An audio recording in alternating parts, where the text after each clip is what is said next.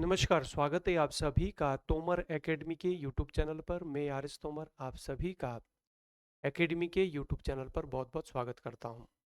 Uttarakhand police SI 2026 को ध्यान में रखते हुए प्रीवियस ईयर पेपर 2025 का हम सॉल्यूशन कर रहे हैं।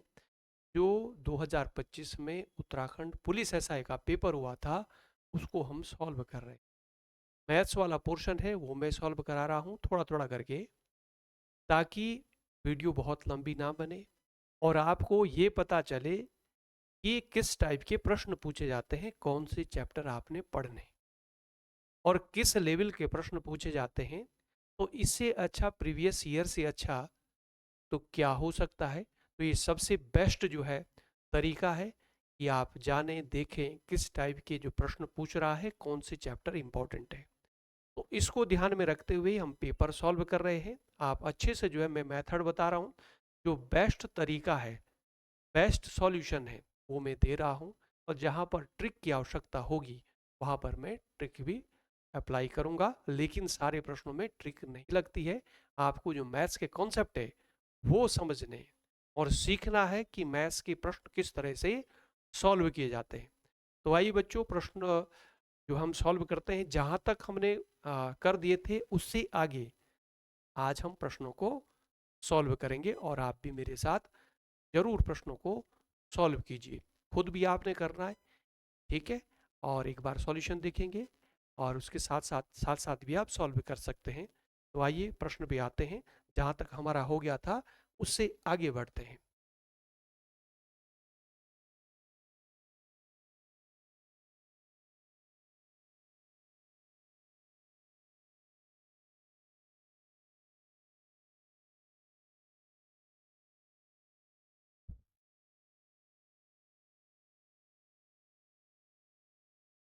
तो आइए बच्चों, आज जो है हमारा ये प्रश्न है 228वां प्रश्न है।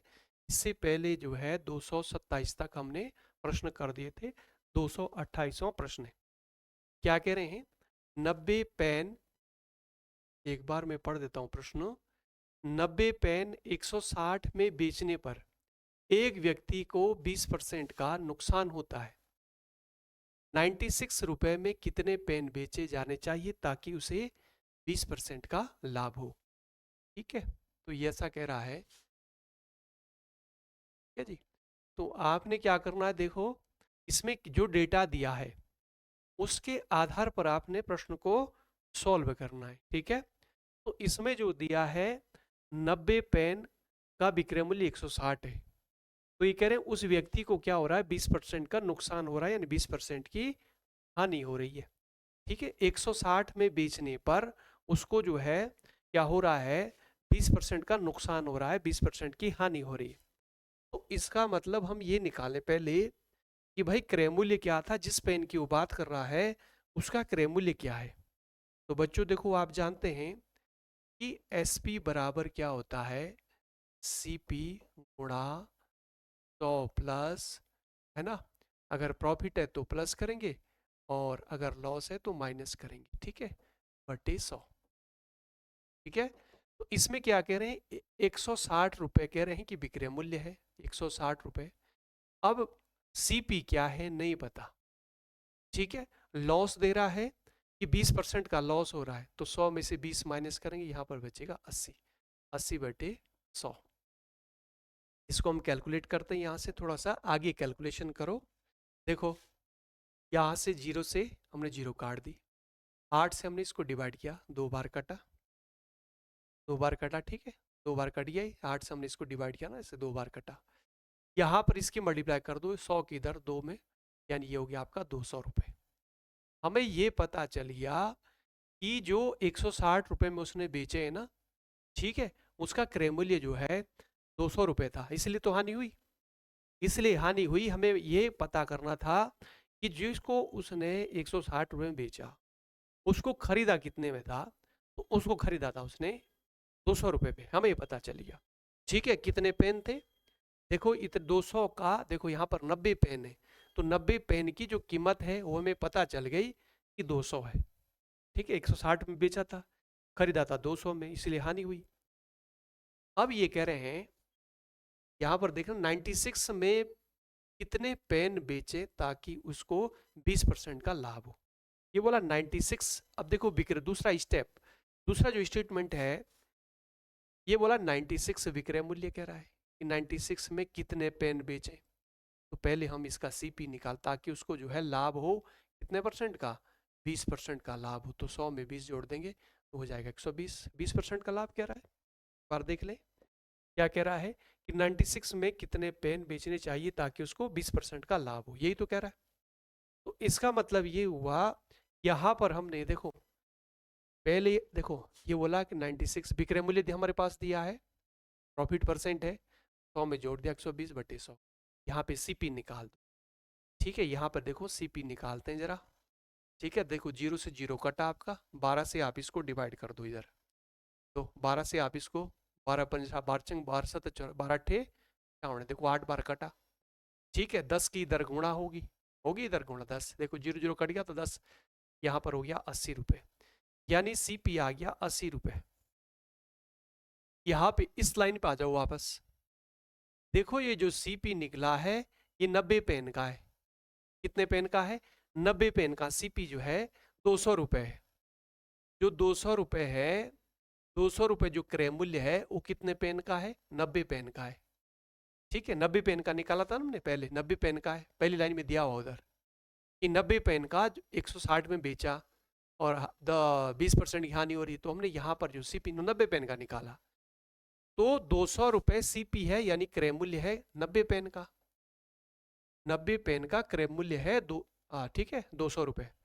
तो अगर मैं आपसे ये पूछूं कि 1 रुपये का, 1 रुपये में कितने पेन आएंगे, जब 200 में खरीदे 90 पेन, तो 1 रुपये में कितने पेन, यानी 90/200, ऐसे तो करेंगे।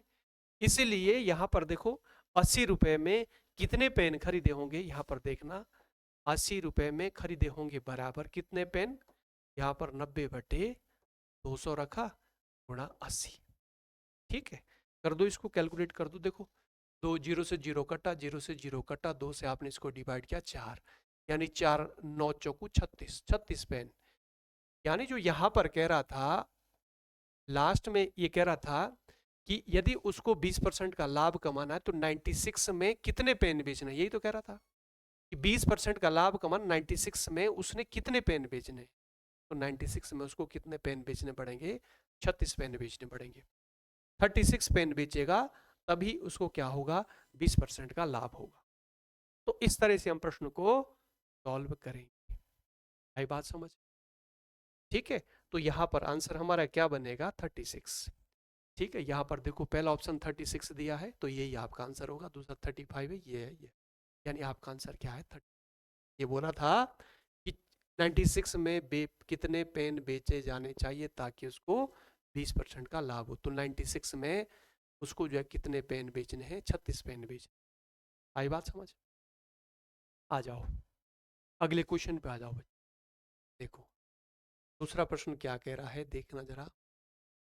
एक आदमी ने एक घोड़ा और एक गाय 3000 में खरीदी, उसने घोड़े को 20% के लाभ पर और गाय को 10% के हानि पर बेच दिया।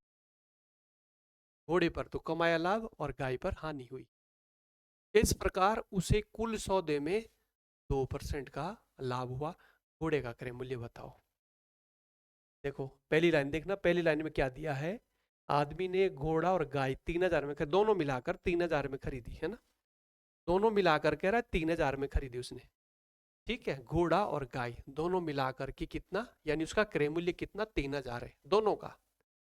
घोड़े का और गाय का जो क्रय मूल्य है वो कितना है, ठीक है, वो 3000 है। घोड़े का और गाय का दोनों का क्रय मूल्य 3000 है, दोनों का है 3000, ठीक है। प्लस दोनों का क्रय मूल्य कितना है, 3000 रुपये है, दोनों खरीदे उसने 3000 में। अब घोड़ा कितने में खरीदा, गाय कितने, ये नहीं हमको पता, तो हम मान लेते हैं, मान लिया उसने घोड़ा x रुपए में खरीदा। तो बच्चों मुझे ये बताओ गाय कितने में खरीदी होगी, जब टोटल दोनों का 3000 है, घोड़ा उसने खरीदा x रुपए में, तो गाय कितने में खरीदी होगी। जैसे माना घोड़ा 2000 का खरीदा है। तो गाय बताओ, तो 3000 में से 2000 घटाएंगे तो गाय बचेगी 1000 की, क्योंकि दोनों का 3000 है ना, दोनों 3000 में खरीदे। तो अगर मैं आपको ये बोल दूं कि घोड़ा 2000 में खरीदा, तो गाय का बताओ, तो 3000 में से 2000 घटा देंगे, गाय का बचा 1000। मुझे नहीं पता कि घोड़े का क्रय मूल्य क्या है, तो हमने क्या करा, घोड़े का क्रय मूल्य मान लिया x रुपए। तो गाय का कैसे निकालेंगे, 3000 में से x घटा दो, 3000 रुपए में से क्या करेंगे, ये घोड़े का जो मूल्य है वो माइनस कर दो, गाय का मूल्य आ जाएगा। गाय का मूल्य ये है, ये क्रय मूल्य निकाल रहे हैं हम। देखो क्रय मूल्य दिया था दोनों का, दोनों का जो क्रय मूल्य दिया था वो दिया है 3000, दोनों मिलाकर के जो क्रय मूल्य है वो 3000 है, ठीक है। तो इसमें घोड़े का क्रय मूल्य क्या हमने एक्स मान लिया, x रुपए, 1000 2000 जो भी होगा, हमको नहीं पता अभी। तो गाय कितने में, 3000 में से एक्स घटा दी, ये आ गया क्रय मूल्य। तो ये हमें जो क्रय मूल्य आ गया, प्रश्न पे आना जरा, हमें क्रय मूल्य हमने लिख दिया यहाँ पर। देखो ये कह रहा है कि घोड़ा इसमें क्या कह रहा है, देखो पहली लाइन में, उसने घोड़े पर 20% का लाभ कमाया और गाय पर 10% की हानि हो रही है। देखो जो घोड़ा है उस पर लाभ कमा रहा है 20% का, तो आप जानते हैं विक्रय मूल्य, देखो विक्रय मूल्य बराबर घोड़ा कितने में बेचा हमको नहीं पता, क्रय मूल्य तो एक्स है।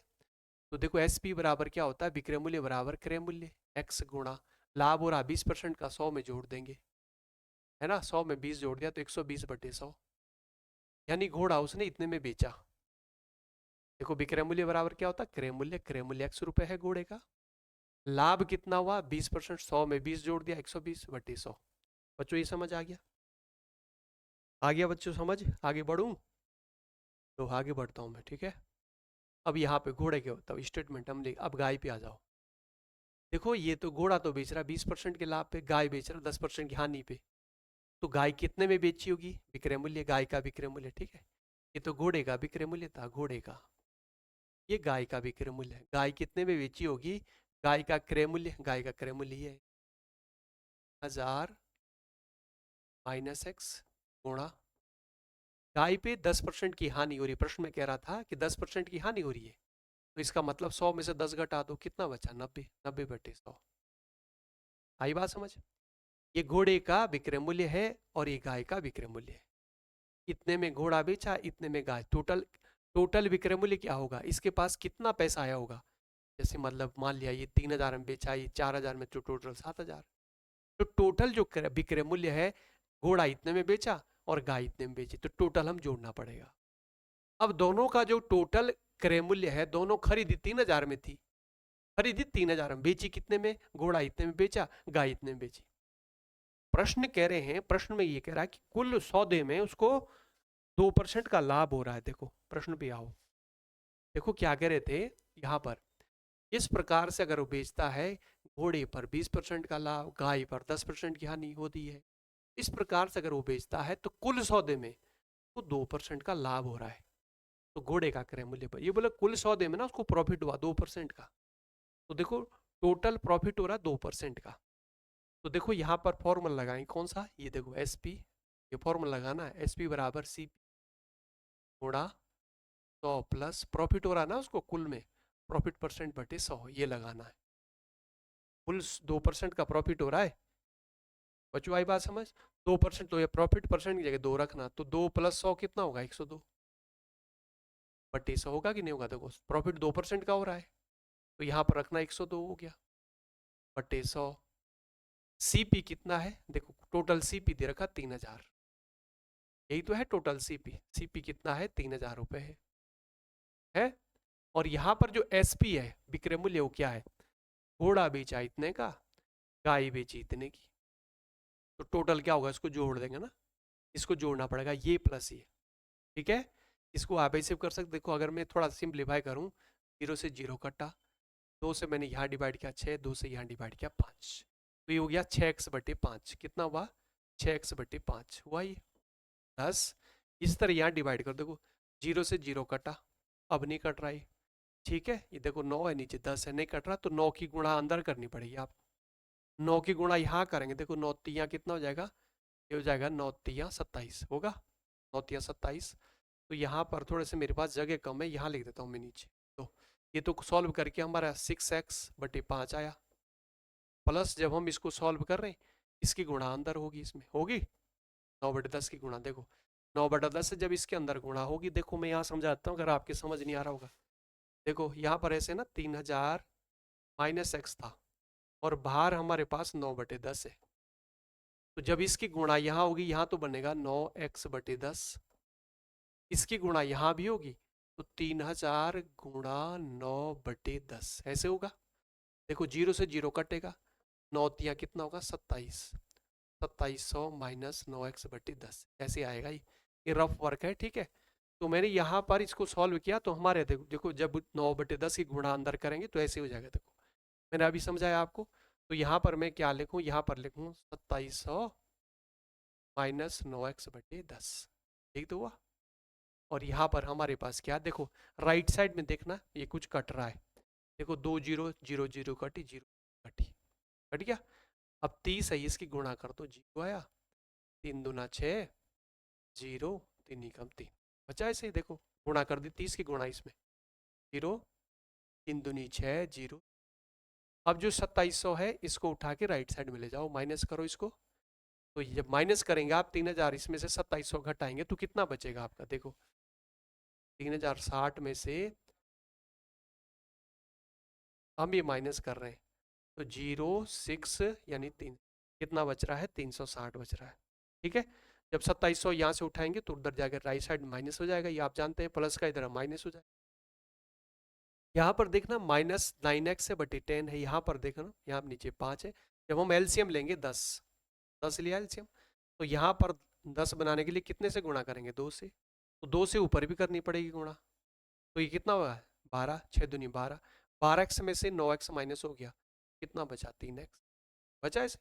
अब 3 से आप ना इसको डिवाइड कर दो, लो 3 से हम इसको डिवाइड कर रहे हैं। देखो कम 3 3 120 आ गया। इसके 10 की गुणा करो इधर, तो यहाँ पर क्या बचेगा, यहाँ पर देखो x है, x बराबर क्या बनेगा 1200। x बराबर हमारा कितना बन रहा है, यहाँ पर बन रहा हमारा 1200 आ रहा। देखो x ना 120 है, 10 की गुणा इधर होगी तो x बराबर कितना आ गया 1200 रुपये। तो यानी घोड़ा जो है कितने में खरीदा गया था, घोड़े का क्रय मूल्य 1200 है। x हमने क्या माना था, देखो यहाँ पर इधर आ जाओ, घोड़े का क्रय मूल्य हमने x माना था और x की वैल्यू 1200 आ गई। तो घोड़ा कितने में खरीदा था उसने, 1200 में खरीदा था। और गाय कितने में खरीदी थी, 3000 में से 1200 घटा दो यानी 1800 में। गाय कितने में खरीदी थी, 1800 में, ठीक है। तो गाय तो 1800 में खरीदी और घोड़ा कितने में खरीदा था, 1200 में खरीदा। तो घोड़े का क्रय मूल्य पूछ रहे हैं कि घोड़े का क्रय मूल्य क्या था। बच्चों समझ आ गया होगा, ठीक है। तो इस तरह से प्रॉपर तरीके से मैंने फॉर्मूला भी लिख दिया ये, ठीक है भाई, ये फॉर्मूला है सारा, है ना।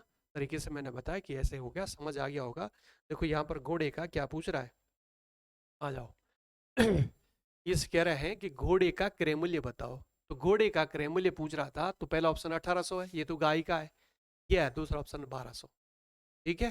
तो आंसर हो जाएगा बी 1200 हो जाएगा, क्योंकि ये 1800 अगर गाय का पूछता तो 1800 है, ठीक है। गाय का जो है 1800 है, घोड़े का क्रय मूल्य पूछ रहे थे तो घोड़े का क्रय मूल्य कितना आ गया, घोड़े का क्रय मूल्य जो है हमने निकाला, एक्स की वैल्यू आई ना 1200, और एक्स हमने क्या माना था, घोड़े का क्रय मूल्य। और गाय का कैसे, 3000 में से घोड़े का जो क्रय मूल्य वो माइनस कर दो, 3000 में से 1200 घटाओगे तो 1800 बचेगा, क्योंकि दोनों की कीमत कितनी थी, 3000 थी दोनों की। दोनों कितने में खरीदे, 3000 में, तो ये आ गया आपका।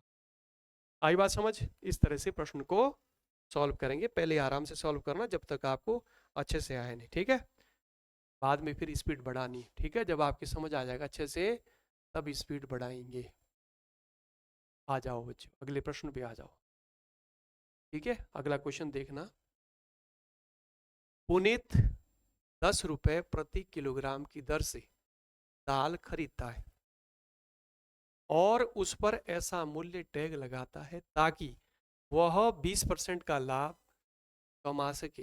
हालांकि उसका दोषयुक्त तराजू वास्तव में 800 ग्राम को 1000 ग्राम दिखाता है, उसका वास्तविक लाभ परसेंट बताओ। देखो क्या कह रहे हैं, प्रॉफिट एंड लॉस का प्रश्न है। ये कह रहे हैं कि 10 रुपए प्रति किलोग्राम की दर से दाल खरीदी उसने, 1 किलो जो है 10 रुपए प्रति किलोग्राम, मतलब 1 किलोग्राम 10 रुपए का खरीदा, और उसने उस पर ऐसा टैग लगाया कि उसको 20% का लाभ हो रहा है। जैसे मतलब उसने 10% की खरीदी, उसने लगा दिया 10 रुपए की खरीदी 1 किलो, उसने लगा दिया 15 रुपए। उसको क्या हो रहा है, 20% का लाभ हो रहा है। लेकिन वो तोलने में भी गड़बड़ कर रहा है। तोलते समय देखो 1 किलोग्राम में 1000 ग्राम होता है, वो 800 ग्राम तोल रहा है ना। वो 800 ग्राम तोला, जबकि 1 किलोग्राम में 1000 ग्राम होते हैं। तो यहाँ पर भी वो प्रॉफिट ले रहा है। तो दो तरीके से प्रॉफिट कमा रहा है। पहले तो मूल्य बढ़ा दिया उसने, है ना, ऐसा टैग उस पर चिपका दिया कि 20% का लाभ हो रहा है। बाकी तराजू उसका दोषयुक्त है, वो जो है 800 ग्राम को 1000 ग्राम दिखा रहा है, तो यहाँ भी 200 ग्राम वो खा रहा है। तो इसका मतलब बोला टोटल प्रॉफिट कितना कितना हो रहा है। यहाँ पर उसने लिख भी दिया ज्यादा, टैग भी चिपका दिया ज्यादा, और तराजू तोलने में कम तोल रहा है, तो डबल प्रॉफिट हो रहा है उसका। ठीक है, डबल प्रॉफिट हो रहा है। तो इसमें देखो जरा, है ना, क्रय मूल्य 10 रुपए दिया है ना, 20% का लाभ कमा रहा है।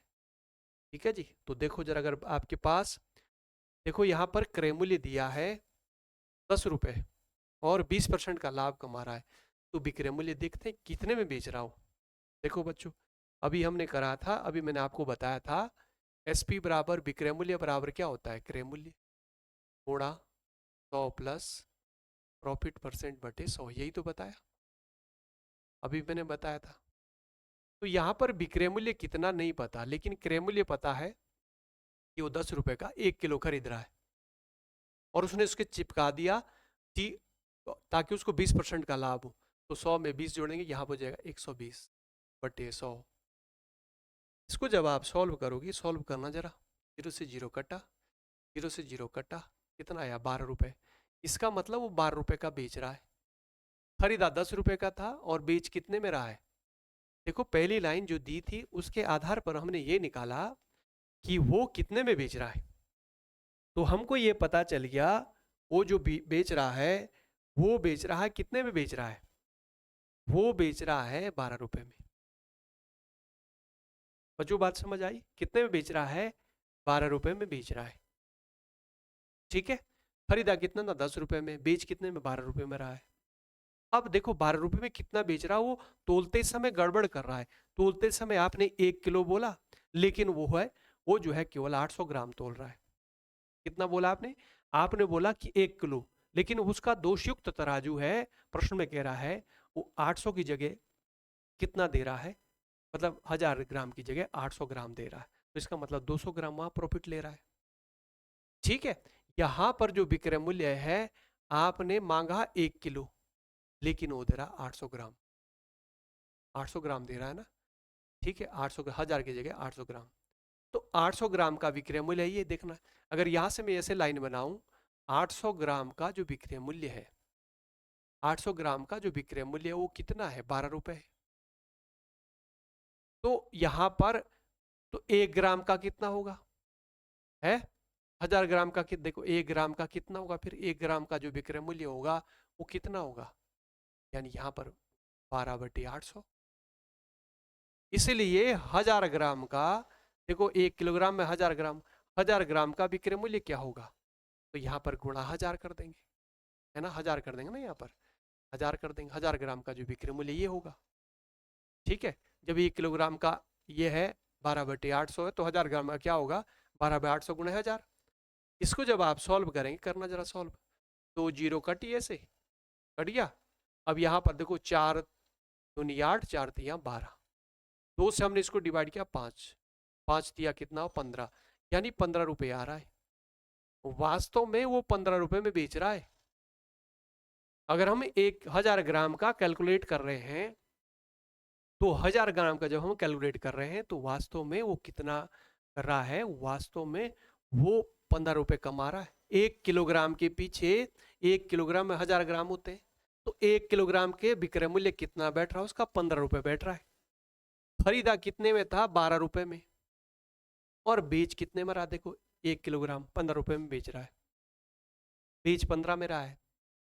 खरीदा था, देखो खरीदा 10 रुपये में खरीदा, क्रय मूल्य तो वो था ना, क्रय मूल्य 10 रुपये था, है ना, खरीदा उसने 10 रुपये का, और बेच कितने में रहा है, 15 रुपये में बेच रहा है। तो प्रॉफिट परसेंट कितना हो रहा है, देखो प्रॉफिट परसेंट, उसका वास्तव में मूल्य प्रॉफिट कितना बैठ रहा है। तो प्रॉफिट परसेंट बच्चों आप जानते हैं प्रॉफिट परसेंट कैसे निकालते हैं, प्रॉफिट इंटू 100 अपॉन सीपी, ऐसे तो निकालते हैं। अब इसमें जो प्रॉफिट है ना, प्रॉफिट प्रॉफिट परसेंट निकालना है। खरीदा कितने में था, 10 रुपए में खरीदा था, है 1 किलो 10 में और बेच कितने में रहा है, बैठ रहा उसका 15 रुपए का। तो यानी कितना लाभ हुआ, 10 में से देखो लाभ हुआ 15 में से। देखो लाभ कैसे निकालते हैं, प्रॉफिट कैसे निकालते हैं, विक्रय मूल्य माइनस क्रय मूल्य, ऐसे तो निकालते हैं लाभ। तो विक्रय मूल्य कितना है, 15 रुपए, और क्रय मूल्य कितना था, 10 रुपए। तो इसमें से जब आपने घटाए तो कितना रुपए लाभ आ रहा है उसको, 5 रुपए का लाभ हो रहा है। प्रतिशत लाभ कितना बैठ रहा है उसका, देखो यहाँ पर हम करेंगे 5 रुपए गुणा 100 बटे क्रय मूल्य कितना था 10, तो 0 से 0 कटा, यानी 50%। यानी वास्तव में वो 50% का प्रॉफिट पे जा रहा है। कितना पर लाभ हो रहा है उसको, वास्तव में उसको जो प्रॉफिट हो रहा है वो 50% का लाभ हो रहा है, 50% का लाभ हो रहा है। बच्चों बात समझ आई, प्रॉपर तरीके से डिटेल से मैंने बताया, फॉर्मूला भी लगाया कि कौन सा फॉर्मूला अप्लाई करना है कैसे, ठीक है। तो देखो फॉर्मूला मैंने बोला आपको कि क्रय मूल्य बराबर क्या होता है, क्रय मूल्य गुणा 100 प्लस प्रॉफिट परसेंट बटे 100। क्रय मूल्य 10 रुपए दिया था, लाभ 20% था, तो 100 में 20 जोड़ दिया, 120 कैलकुलेट कर दिया, हमारा विक्रय मूल्य आ गया कि कितने में बेच रहा, 12 रुपए में बेच रहा। लेकिन 12 रुपए में पता कितना दे रहा है, 800 ग्राम दे रहा है। आपने 1 किलो मांगा, वो 800 दे रहा है, क्योंकि उसका तराजू खराब है, ठीक है, उसका तराजू खराब है। उसने जब खरीदा होगा, उसने खरीदा तो 1 किलो खरीदा होगा, खरीदते समय तो सही मिला होगा उसको, 1000 ग्राम जो उसको मिला होगा 10 रुपए का एक, यानी 1 किलोग्राम 1000 ग्राम होते। लेकिन तोलते समय उसने गड़बड़ करी, आपने 1 किलो मांगा, आपको 800 ग्राम दे रहा है। तो आपने यहां से कैलकुलेट करा कि भाई 800 ग्राम दे रहा 12 रुपए का है, तो 1000 ग्राम कितने का बैठ रहा है, आपने देखा कि यार ये तो 15 रुपए का बैठ रहा है। इसी हिसाब से अगर दे रहा है 800 ग्राम, वो 12 रुपए का दे रहा है, तो 1000 ग्राम यानी 1 किलोग्राम उसका 15 रुपए का बैठ रहा है। जबकि खरीदा उसने 1 किलोग्राम 10 रुपए का खरीदा था, और आपको बेच रहा हो 15 रुपए में, 15 रुपए का बैठ रहा उसका 1000 ग्राम। तो आपने लाभ देखा कितना, 15 में से 10 घटा दिया, 15 में से 10 घटाया तो 5 रुपए का लाभ हो रहा है उसको प्रति किलो, 1 किलो के पीछे 5 रुपए का लाभ हो रहा है। तो लाभ परसेंट, लाभ गुणा 100 बटे क्रय मूल्य, लाभ 5 रुपए का हो रहा है ना, 5 रुपए का लाभ हो रहा है, गुणा 100 बटे क्रय मूल्य कितना था 10, इसे कैलकुलेट किया, कितना आ गया आपका 50% का को लाभ हो रहा है। बच्चों बात समझ आई। दूसरा, यदि आप 100 ट्रिक से करना चाहते हैं तो देखो ऐसे कर सकते हैं इसको। पहले देखो उसने लाभ कमाया कितना, 20% का लाभ कमा रहा है, लाभ कमा रहा है 20% का लाभ कमा रहा है। फिर कह रहे हैं कि दूसरा लाभ देखना, वो जो है 1000 ग्राम की जगह कितना तोल रहा है, 800 ग्राम तोल रहा है। तो यहाँ पर कितना प्रॉफिट बना रहा हो, तो यहाँ देखना प्रॉफिट कितना हो रहा है उसको, तो ऐसे 1000 माइनस ए बटे 800 गुणा 100%। यहाँ से जो तोलने में प्रॉफिट कमा रहा है, तोलने में कितना प्रॉफिट ले रहा हो, तो इसमें से आपने माइनस किया, यहाँ आया 200, इसमें से घटाएंगे 200, 2 जीरो कटी, 2 से हम डिवाइड करेंगे 4, 4 से हम इसको डिवाइड करेंगे 25%। यानी यहाँ पर वो जो है 25% का लाभ कमा रहा है, ठीक है। यानी तोलने में भी कितना परसेंट लाभ कमा रहा है, 25% का लाभ। तो 20% तो डायरेक्ट उसने जो है रेट है उस पर चिपका दिया, 20% वहां से ले रहा है, 25% तोलने में ले रहा है, ठीक है। 25% यहाँ पर लिया, प्लस यहाँ पर ऐसे करना 20, ये 20 रखना गुणा 25 रखना बटे 100 रखना है। जो टोटल प्रॉफिट है उसका ऐसे निकालते हैं, इससे डिवाइड किया 4, 4 से हमने डिवाइड किया 5, ये आ गया देखो 20 प्लस, यहाँ पर हो गया 20 प्लस 25 प्लस 5, तो टोटल प्रॉफिट कितना हुआ, इसको सबको जोड़ दो, 50% का प्रॉफिट हुआ। ये 100 ट्रिक है, ऐसे करना है, ठीक है। पहले 20% उसने रेट ज़्यादा लिखा, 25% तोल में बढ़ा रहा है, इन दोनों का ऐसे 20 गुणा, ऐसे 20 गुणा 25 बटे 100 ऐसे कैलकुलेट किया, 50% लाभ। लेकिन प्रॉपर जो तरीका है वो ये है, ऐसे निकालें, ये है मेथड, ठीक है। मुख्य मेथड ये है, ऐसे निकालेंगे, ठीक है, ये मुख्य मेथड है। जब आपको प्रैक्टिस हो जाएगी तो आप इतना थोड़ी फॉर्मूला लिखने की जरूरत भी नहीं है, ठीक है, ये लिखने की जरूरत भी नहीं, सीधा आप यहाँ से करेंगे। आपने देखा कि विक्रय मूल्य 12 रुपए, लेकिन 12 रुपए 800 ग्राम का है, 800 ग्राम का विक्रय मूल्य है ना, तो आपने यहाँ से बनाया भाई 800 ग्राम का विक्रय मूल्य 12,000 का, कितना बैठ रहा, 15 रुपए बैठ रहा, आसान तो है, छोटा सा ये भी। खरीदा 10 रुपए में, बेचा 15 रुपए, 5 रुपए का प्रॉफिट हो गया, तो 5 गुणा 100 बटे क्रेमलियन निकाल दिया, 50% का हो गया। तो आसान है, छोटा सा, कोई दिक्कत नहीं। मेथड आना चाहिए, मुख्य मेथड ये है, ये सीखो बस, ठीक है, ये सीखना आपने, ये सीखेंगे तभी जो है आप मैथ्स कर पाएंगे, ठीक है। ट्रिकों के भरोसे मत रहा करो ज़्यादा, मेथड सीखो कि किस तरह से प्रश्नों को सॉल्व करते हैं, ये आना चाहिए आपको, ठीक है। आ जाओ, आगे आ जाओ। तो इसका आंसर क्या बनेगा, 50% का लाभ बनेगा। उसको टोटल प्रॉफिट कह रहे हैं, कितना होगा, तो उसको टोटल प्रॉफिट होगा, देखो यहाँ पर 10% दिया है, 18%, 40%, 50, तो आंसर बनेगा, देखो यहाँ पर 50% का प्रॉफिट बनेगा। उसका वास्तविक लाभ कह रहे हैं टोटल, तो टोटल उसका 50% का लाभ बन रहा है। आ जाओ अगले प्रश्न पे आ जाओ। देखो अगला क्वेश्चन देखना, देखो 231 पे क्या कह रहे हैं, देखो रीना ने 1200 का ऋण लोन लिया, ठीक है, साधारण ब्याज की दर से उतने समय के लिए लिया जितनी ब्याज दर है, जितनी ब्याज दर थी, जैसे 5 दर ब्याज दर 5 है तो 5 साल के लिए लिया, ब्याज दर अगर 10 है तो 10 साल के लिए लिया, तो उतनी, ये बोला उतने वर्ष के लिए जितना ब्याज दर थी। यदि उसने ऋण की समाप्ति अवधि पर 432 का ब्याज दिया हो तो ब्याज की दर बताओ, ठीक है। ब्याज की दर पूछ रहा कि ब्याज की दर बताओ, ठीक है। तो साधारण ब्याज का आसान प्रश्न है, साधारण ब्याज में बहुत कठिन प्रश्न नहीं बनता है, आसान प्रश्न है, तो कर दो इसको सॉल्व, है ना, इसको सॉल्व कर देंगे भाई, ठीक है। तो इसमें देखो 432 बोल रहा है कि ब्याज दिया उसने, 432 ब्याज दिया, तो यहीं पे कर देते हैं इसको, ठीक है। छोटा सा प्रश्न है, ब्याज दिया कितना, कितना दिया। आप जानते हैं ब्याज, देखो साधारण ब्याज कैसे निकालते हैं, ऐसा ही बराबर क्या होता है, P into R into T बटे 100, यही तो होता है। अब उसने देखना ब्याज कितना दिया है, ब्याज रखो ऐसा ही, सिंपल इंटरेस्ट, ऐसा ही मतलब है सिंपल इंटरेस्ट, कितना है 432, यहाँ पर रखा आपने 432, बराबर मूलधन कितना है, देखो यहाँ पर 1200 रुपये है, 1200 रुपये लिया था तो यहाँ 1200 रखना। रेट ऑफ इंटरेस्ट क्या है, हमने मान ली आर है। समय कह रहे हैं कि समय भी उतना ही है, देखो यहाँ पर दी रखी, देखो ब्याज, देखो ब्याज की दर से उतने समय के लिए लिया जाता है जितनी ब्याज दर है, ये बोला समय भी उतने समय के लिए लेते हैं जितनी ब्याज दर, तो ब्याज दर अगर आर है तो समय भी आर है, बराबर है समय और आर, आर बराबर टी है, टी बराबर आर, ये बराबर है, ये बोल रहे हैं ना इस लाइन का मतलब, इस लाइन का मतलब ये है कि आर बराबर टी है। बट्टी 100 रखा, जीरो से 2 जीरो कटी, 12 से आप इसको डिवाइड करो, है ना, 12 तिया 36, और 36 यहाँ पर बचा हमारे पास कितना, 4 7, 12 छक्के 72, ठीक है। तो 36 आ गया, R into R, R square हुआ, आर स्क्वायर बराबर कितना आ रहा है, 36 आ रहा है, तो आर बराबर यहाँ पर क्या निकलेगा, 6 निकलेगा, आर बराबर क्या होगा, 6। तो जो रेट ऑफ इंटरेस्ट है वो 6% है, क्योंकि ये दोनों बराबर है तो टाइम भी कितना होगा, 6 साल, 6 वर्ष, ठीक है। तो रेट ऑफ इंटरेस्ट 6% है और समय भी कितना है, 6 वर्ष है। पूछ क्या रहा था, ये बोले ब्याज की दर, प्रतिशत दर बताओ, तो देखो यहाँ पर दिया 3.6, ये नहीं है, यहाँ पर दिया ये, तो ब्याज की दर क्या होगी, 6%, तो इसका सही आंसर क्या बनेगा, 6%। इस तरह से प्रश्न को सॉल्व करेंगे। बच्चों समझ आ गया होगा, इस तरह से करेंगे सॉल्व, ठीक है।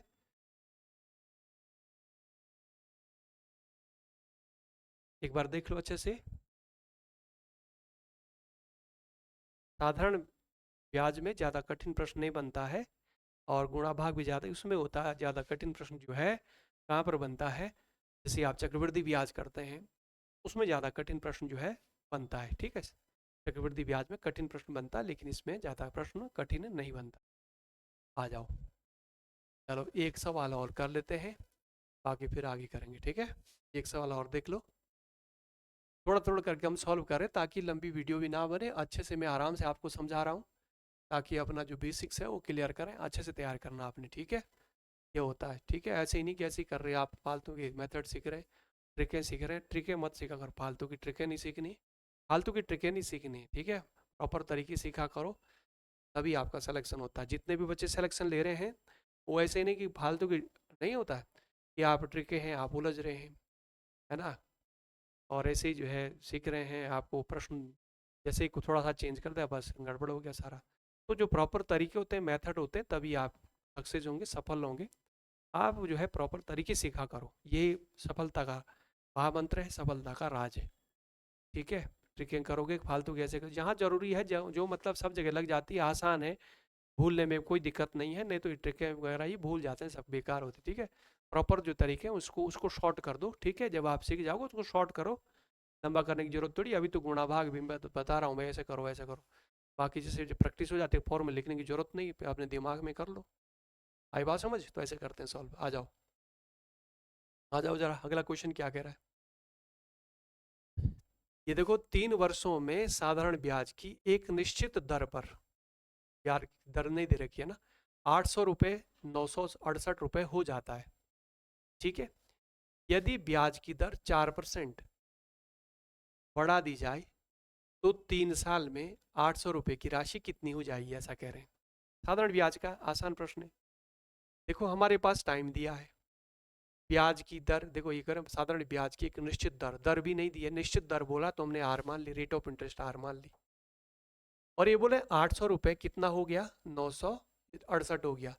तो यहाँ पर 800 रुपये था, 968, तो ब्याज निकाल सकते हैं आप, 968 में से ये घटा दो तो कितना ब्याज आ रहा है, 168 रुपये ब्याज आ रहा है ना। भाई मिश्र धन है, इसमें से घटा दो ना, 800 रुपये था, 3 साल में कितना हो गया, 968 हो गया, तो ब्याज कैसे निकला, 968 में से 800 घटाओ, 168 का ब्याज मिला। तो ब्याज का जो फॉर्मूला आप जानते हैं क्या होता है, अभी हमने लिखा था एसआई बराबर क्या है, साधारण ब्याज की बात हो रही है, ये तो होता है, ये होता है ना फॉर्मूला आपके पास, ठीक है। तो यहाँ पर साधारण ब्याज बराबर मूलधन गुणा दर गुणा 100/, PRT/100। अब जो ब्याज है ना, ब्याज ब्याज देखो अभी हमने निकाला 168 है, 168 ब्याज है, इंटरेस्ट है। मूलधन कितना 800 है, प्रिंसिपल 800 है, रेट ऑफ इंटरेस्ट नहीं पता, आर मान ली। समय कितना दिया है, 3 साल, देखो यहाँ दिया 3 वर्ष, तो यहाँ 3/100, गुणा भाग कर दो, कैलकुलेट कर दो इसको, ठीक है, कर दो इसको, कैलकुलेट करो, और देखो देखो यहाँ पर 2 जीरो कटी, 2 जीरो, ये देखो 2 जीरो कट गई, कटी। अब इससे 8 से इसको डिवाइड करो, 8 दूना 16, 8 कम 8, 3 से आप इसको कटो डिवाइड करो, 3 सता 21, 7, तो रेट ऑफ इंटरेस्ट आ गई हमारी, रेट ऑफ इंटरेस्ट कितने आ गई, 7%। जो ब्याज की दर है, जो डेटा दिया था इससे हमने ये निकाल दिया कि जो ब्याज की दर है वो आ रही है कितनी, वो आ रही है 7%, ठीक है। ब्याज की दर हमने निकाल दी, ब्याज की दर हमारी आ रही है 7%, ठीक है। तो अब देखो आगे पूछ क्या रहा है, ये बोला ब्याज की दर 4% बढ़ा दो, तो 7 तो पहले थी, 4 बढ़ा दोगे तो क्या हो जाएगी, नहीं नहीं 11 हो जाएगी, फिर अगर 4 बढ़ा दोगे तो 11 हो जाएगी, रेट ऑफ इंटरेस्ट हो जाएगी ना, देखो 4% बढ़ा दें तो 11 हो जाएगी।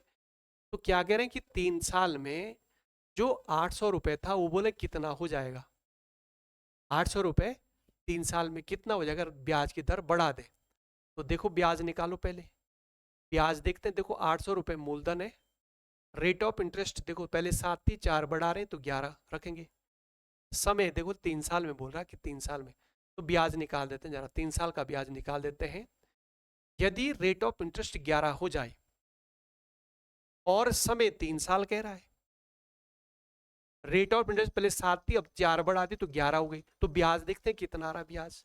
तो यहां से देखो ब्याज देखो 0 0 कट गई, 33 हुआ, 33 गुणा 8 कितना हुआ, ये 33 गुणा 8, 8 या 24 का 4 2, 8 या 24, 24 और 2 26, ये आ गया ब्याज। देखो अगर ब्याज दर बढ़ा देंगे तो 800 रुपये पर 264 ब्याज मिलेगा, कितना ब्याज मिलेगा, 264 ब्याज मिलेगा। ये बोले थे कि 3 साल में 800 रुपये कितने हो जाएंगे, तो 800 रुपये देखो ये तो मूलधन है, तो कितना बन जाएगा 800 रुपये, ये तो मूलधन था, 264 ब्याज मिला, तो टोटल कितना हो रहा जोड़ दो, टोटल जो है 4 6 और 1000, 1064 हो जाएगा। टोटल कह रहा है कि कितना पैसा, 800 तो मूलधन था, 264 इस पे ब्याज मिल रहा है, तो 1064, टोटल कितना हो जाएगा, 1064 हो जाएगा, ठीक है। तो 3 साल में अगर बढ़ा देंगे, पहले 7% रेट ऑफ इंटरेस्ट है, 4 बढ़ा दी तो 11 हो जाएगी, तो हमने ये निकाला पहले कि ब्याज कितना मिल रहा है, तो 800 रुपये पर 11% की दर से 3 साल का ब्याज मिला 264, 800 रुपये मूलधन था, 264, तो टोटल पैसा कितना बना, टोटल 1064। तो इसमें ऑप्शन देखो ऑप्शन ए 1064, यही आंसर देखो ऑप्शन ए में लिखा है 1064, तो ये हो जाएगा, तो ये आपका आंसर होगा। तो बच्चों इस तरह से आपने सॉल्व करना है, जो प्रॉपर मेथड है, बेस्ट मेथड है, यही महामंत्र है सफलता का। ठीक है, फालतू की ट्रिकें नहीं सीखनी है। आप शॉर्ट मिस के चक्कर में सब कुछ गंवा दोगे, कुछ नहीं आएगा, फिर आपका जीरो बट्टा अंडा घूमेगा। ठीक है, तो इसलिए आपने क्या करना, प्रॉपर तरीका सीखो, मेथड सीखो। जितने बच्चों की नौकरियां लगती है वो उनको मैथ्स आती है, ठीक है, उनको रीजनिंग आती है, उनको नॉलेज होता है, वो ऐसी ट्रिकें नहीं सीखते, फालतू की ट्रिकें मत सीखो। जहाँ जरूरी है, मतलब कुछ जहाँ पर कुछ कुछ प्रश्न में लग जाती है, लेकिन उससे सिलेक्शन नहीं होता। ठीक है, जो बड़े प्रश्न होते हैं तो उसमें क्या होता है, या प्रॉपर तरीके, उसमें प्रॉपर तरीके प्रॉपर मेथड लगते हैं। तो अच्छे से आप सीखो, मेहनत करो, तो निश्चित रूप से आप सिलेक्शन लेंगे। तो 26 में एसआई तभी बन पाओगे आप, अगर मेहनत करेंगे, खूब मेहनत करेंगे प्रॉपर तरीके से। और सही मेहनत मेहनत कर रहे हैं, सभी कर रहे हैं, लेकिन सही मेहनत करनी है। सही मेहनत का मतलब ये है कि भाई आपको क्या पढ़ना है, कौन कौन से चैप्टर पढ़ने हैं, ठीक है, उसको पहले तैयार करो। क्या पूछता है, किस टाइप के प्रश्न पूछता है, इसको अच्छे से तैयार करो। तो इससे अच्छा और क्या हो सकता है। देखो ये पेपर है, 2025 का ये पेपर है, यही पेपर था, आया था वहाँ। ठीक है, तो वही हम सॉल्व कर रहे हैं। तो देखो ऐसा ही पेपर आपको देखने को मिलेगा। देखो ऐसे साधारण ब्याज के दो प्रश्न आपको देखने को मिले, साधारण ब्याज वाला जो चैप्टर अच्छे से तैयार कर लो। इससे पहले हमने प्रॉफिट एंड लॉस वाले प्रश्न करे है ना, प्रॉफिट एंड लॉस वाले प्रश्न करे, उसको अच्छे से तैयार करो, है ना। देखो प्रॉफिट एंड लॉस के जो प्रश्न है अच्छे से तैयार करो इसको। ठीक है, दो तीन प्रश्न आपको देखो शुरू में प्रॉफिट एंड लॉस के प्रश्न देखने को मिल रहे हैं, है जी। फिर इसके बाद देखो साधारण, दो तीन प्रश्न आपको जो है साधारण ब्याज के प्रश्न देखने को मिले। ठीक है, इसी तरह से हमने इससे पहले देखा था एवरेज के प्रश्न आपको देखने में, टाइम एंड वर्क है, टाइम एंड डिस्टेंस है। ठीक है, तो ये सभी जो है प्रश्न आपने अच्छे से तैयार करने हैं, और सभी चैप्टर जो है अच्छे से तैयार करो। ठीक है, थोड़ा थोड़ा करके हम सॉल्व कर रहे हैं। तो इस तरह से हम जो है, इस तरह हम सॉल्व कर रहे हैं। तो आगे हम जो है आगे करेंगे फिर थोड़ा थोड़ा करके, ताकि बहुत लंबी वीडियो भी ना बने। और क्लास जो है आप ज़रूर देखें भाई, इसको अच्छे से तैयार करें और अपने जो है सॉल्व करें। और इससे पहले की वाली जो मैंने क्वेश्चन कराए उसको भी आप ज़रूर देखें और सॉल्व करें, किस तरह से जो है मैंने प्रश्न कराए हैं। और उसी तरह से आपने करना, अच्छे मेथड, यही प्रॉपर तरीके, यही मेथड यही है। इसको शॉर्ट करेंगे फिर। ठीक, अभी मैं तो आपको फॉर्मूला लिख रहा हूँ, कैलकुलेशन गुणा भाग सिखा रहा हूँ। तो जब गुणा भाग अगर मैं डायरेक्ट कर देता हूँ तो आपके समझ कुछ नहीं आएगा, सिर के ऊपर से जाएगा फिर। ठीक है, इसलिए मैं आपके लिए गुणा भाग सारा कुछ बता रहा हूँ, फॉर्मूला लिख रहा हूँ। ठीक है, तो इसलिए मेहनत करेंगे आप, 26 में तभी सिलेक्शन लेंगे। तो अच्छा, जो नए हैं तो आप अगर पहली बार देख रहे हो तो आप जो है क्या करें, चैनल को सब्सक्राइब कर देना और लाइक भी कर देना और अपने दोस्तों में शेयर भी कर देना। ठीक है, तो यही गुरुदक्षिणा है। और आगे फिर हम अगली क्लास में मिलते हैं। तो आज हम यही समापन कर रहे हैं। जय हिंद, जय उत्तराखंड।